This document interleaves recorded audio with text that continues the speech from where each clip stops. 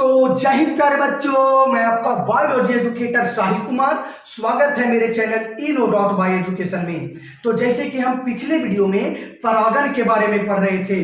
परागन क्या है, परागन कितने प्रकार के होते हैं, बोले तो स्वपरागन एवं परपरागन, ये दोनों का डिफिनेशन हम पढ़ लिए थे। और साथ ही साथ स्वपरागन भी दो प्रकार के होते हैं, एक होता है स्वायुग्मन और दूसरी होती है सजातीय पुष्प परागन। यानी कि एक होता है ऑटोगैमी और एक होता है जिनेटोगैमी। ये दोनों का हम प्रकार, ये दोनों की हम डिफिनेशन पढ़ लिए थे। तो आज के वीडियो में हम स्वपरागन का लाभ एवं स्वपरागन की हानि के बारे में समझेंगे।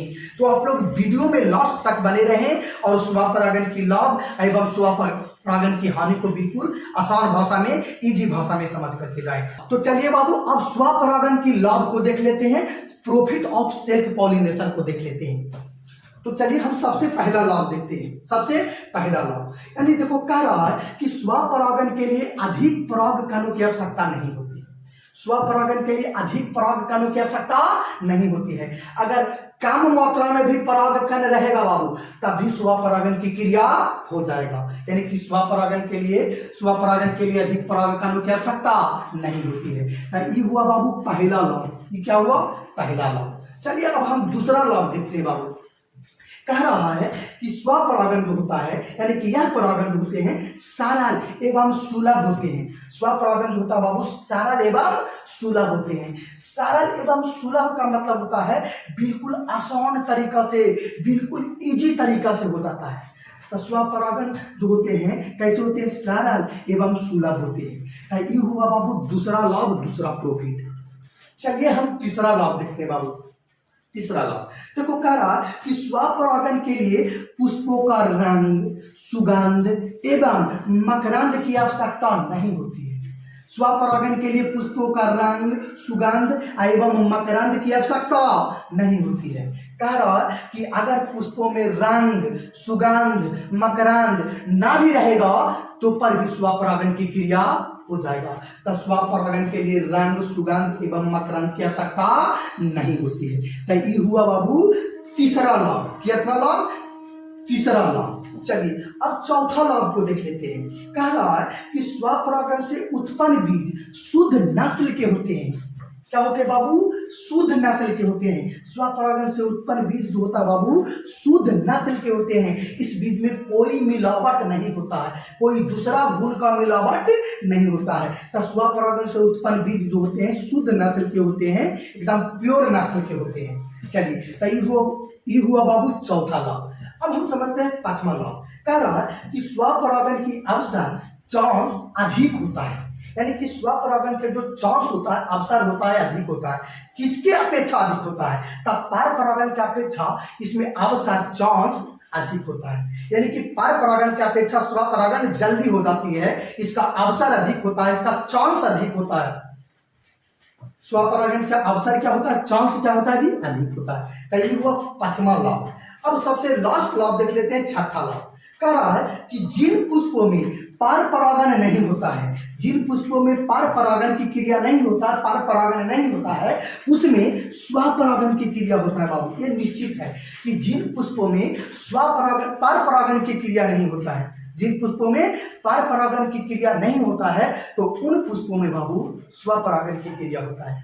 तो अब स्वपरागन की लाभ को नोट कर लें, अब समझ गए। अब हम समझते हैं बाबू स्वपरागन की हानियां, लॉस ऑफ सेल्फ पॉलिनेशन के बारे में समझेंगे, यानी स्वपरागन की हानियों को समझेंगे।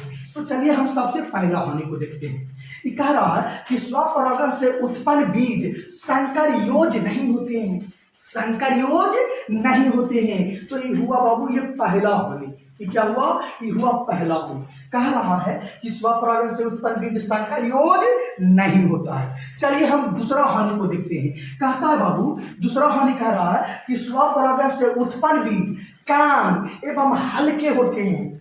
स्वपरागन के द्वारा जो बीज उत्पन्न होता है वो कम होता है, कम मात्रा में होता है, लेकिन हल्के भी होते हैं। स्वपरागन के द्वारा उत्पन्न बीज जो होता है बाबू कम मात्रा में होता है और हल्के भी होते हैं। कैसे होते हैं? हल्के भी होते हैं। तो ये हुआ दूसरा हानि। क्या हुआ? ये हुआ दूसरा हानि। चलिए अब तीसरा हानि देख लेते हैं। कह रहा बाबू कि स्वपरागण से उत्पन्न पौधा स्वास्थ्य एवं अच्छे गुण का नहीं होता है। स्वपरागण से उत्पन्न पौधा स्वास्थ्य एवं अच्छे गुण का नहीं होते, अच्छे क्वालिटी का नहीं होते, याद रखना। यानी कि स्वपरागण से उत्पन्न पौधा स्वास्थ्य एवं अच्छे गुण का नहीं होते, वो पौधा स्वास्थ्य भी नहीं रहता है और उसमें गुण भी अच्छा नहीं रहता है, याद रखें। चलिए अब हम समझते हैं चौथा हानि। कह रहा है कि स्वपरागण से उत्पन्न पौधा दुर्लभ एवं अश्वास्त होते हैं। क्या कह रहा जी कि स्वपरागण से उत्पन्न पौधा दुर्लभ एवं अश्वास्त होते हैं। दुर्लभ का मतलब होता है बाबू कमजोर। स्वपरागण के द्वारा उत्पन्न पौधा, स्वपरागण से उत्पन्न पौधा दुर्लभ होते हैं यानी कमजोर होते हैं और अस्वस्थ होते हैं, कहने के मतलब स्वास्थ्य नहीं होते हैं। तय हुआ बाबू चौथा हानि, यानी कि स्वपरागण से उत्पन्न पौधा दुर्लभ होते हैं यानी कमजोर होते हैं एवं अस्वस्थ होते हैं, स्वास्थ्य नहीं होते हैं। चलिए अब हम समझ लेते हैं बाबू पांचवा हानि। कह रहा है कि स्वपरागण से पौधों में विकास की संभावना कम हो जाती है। यानी कि स्वपरागण से पौधों में विकास होने की संभावना क्या हो जाता है, कम हो जाता है या कम हो जाती है। तो लिखते हैं कि स्वपरागण से पौधों में विकास की संभावना कम हो जाता है बाबू। क्या हो जाता है, कम हो जाता है। यही है बाबू पांचवा हानि। क्या है, पांचवा हानि। तो आप लोग स्वपरागण का लाभ एवं स्वपरागण की हानि को आप समझ लिए। तो आप स्वपरागण का लाभ एवं स्वपरागण की हानि को नोट कर ले और इसको अच्छी तरीका से याद कर लेना बाबू, इसको नोट कर ले।